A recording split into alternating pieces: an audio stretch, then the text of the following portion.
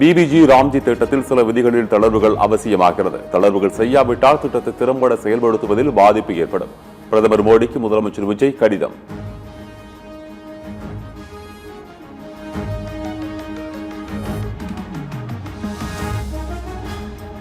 ஊரக வேலைவாய்ப்பு உறுதி திட்டத்தை மகாத்மா காந்தி பெயரிலேயே தொடர்ந்து செயல்படுத்த வேண்டும்.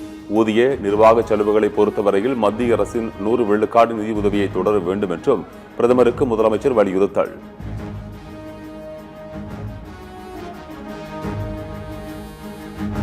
தேவேக கூட்டணியின் பெயர் குறித்து விரைவில் சிஎம் விஜய் அறிவிப்பார். முதலமைச்சர் தலைமையில் நடைபெற்ற தேவேக தோழமை கட்சிகளின் ஆலோசனை கூட்டத்திற்கு பிறகு அமைச்சர் நிர்மல்குமார் பேட்டி.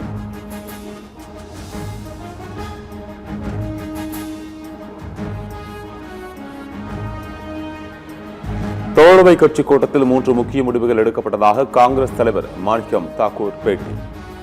கூட்டணி பெயர், குறைந்தபட்ச செயல் திட்டம், ஒருங்கிணைப்பாளரை நியமிப்பது குறித்து ஆலோசனை நடத்தியதாக அறிவிப்பு.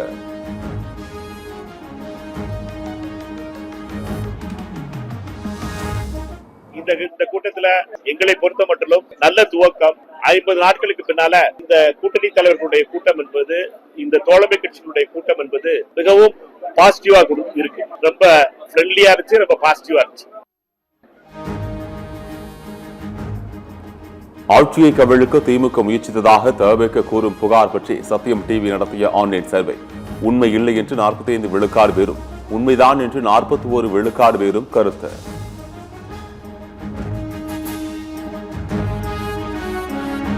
முன்னாள் அமைச்சர்கள் சி விஜயபாஸ்கர், எம்.ஆர். விஜயபாஸ்கர் தலைமையில் ஆயிரக்கணக்கானோர் நாளை தவேகவில் இணையும் நிகழ்ச்சி. களைகட்டும் மாம்பழவரும் தனியார் மண்டபம். கன்னியாகுமரி மாவட்டத்தில் அணுக்கனிம சுரங்க திட்டத்திற்கு ஒதுக்கீட்டு ஆணையை ஓராண்டுக்கு தவேக அரசு நீடித்த வெளிவீதியான செய்தியை சுட்டிக்காட்டி இபிஎஸ் கண்டனம். ஆட்சிக்கு வரும் முன் தவேகவுக்கு நாசகார நட்சத்திட்டமாக இருந்தது, தற்போது நன்மை பயக்கும் நலத்திட்டமாகிவிட்டதா எனவும் கேள்வி.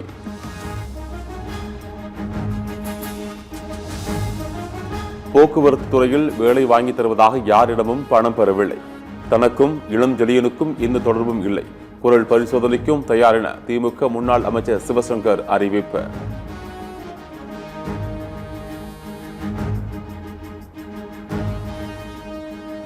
அல்லேரி நீரேற்று புனல் மின் நிலைய திட்டத்தை ரத்து செய்ய வேண்டும். நாம் தமிழர் கட்சியின் தலைமை ஒருங்கிணைப்பாளர் சீமான் வலியுறுத்தல்.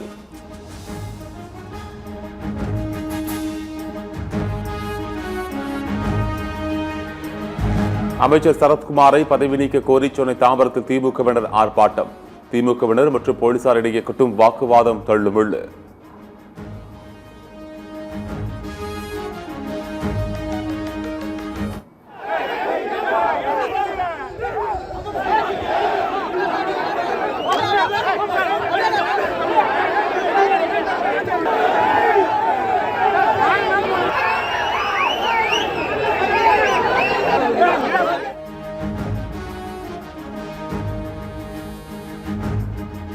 தமிழகம், புதுச்சேரி, காரைக்கால் பகுதிகளில் இன்றும் நாளையும் பலத்த காற்றுடன் கூடிய மிதமான மழைக்கு வாய்ப்பு.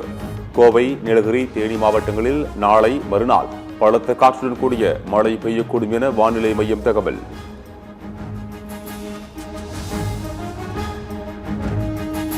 தமிழ்நாட்டின் 4 இடங்களில் 100 டிகிரி ஃபாரன்ஹீட்டை தாண்டி வெப்பம் பதிவானது. அதிகபட்சமாக மதுரை விமான நிலையத்தில் 104 டிகிரி ஃபாரன்ஹீட் வெப்பம் பதிவு.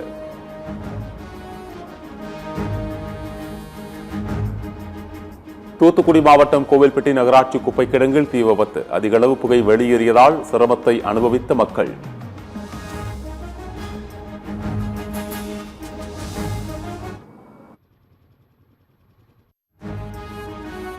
கோவையில் அதிவேகமாக சென்ற கல்லூரி மாணவர்களின் கார் ஆட்டோ மீது மோதி தலைகுப்பர் கவிழ்ந்து விபத்து.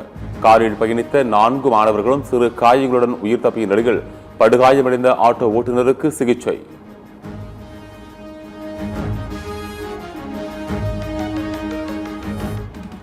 இந்தியா பாகிஸ்தான் சிறை கைதிகள் பட்டியல் பரிமாற்றம். ஆண்டுதோறும் ஜனவரி 1 மற்றும் ஜூலை 1 ஆகிய தேதிகளில் பரிமாற்றம் செய்யும் நிலையில் நடவடிக்கை.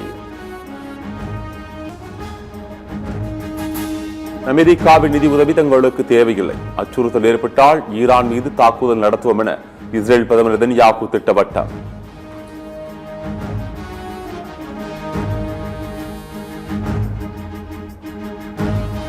அமெரிக்காவுடன் புதிய பேச்சுவார்த்தை இன்னும் தொடங்கவில்லை. ஈரான் நாடாளுமன்ற சபாநாயகர் முகமது பாகர் காலிபாப் தகவல்.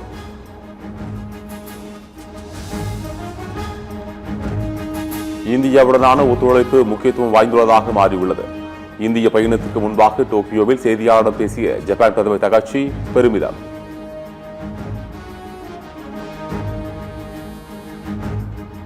உலகக்கோப்பை கால்பந்து போட்டியில் ஈக்வடாரை மெக்சிகோ வீழ்த்தியதை கொண்டாடிய கொண்டாட்டத்தில் 3 பேர் உயிரிழப்பு. மெக்சிகோ நகர சுகாதார ஆணையம் தகவல்.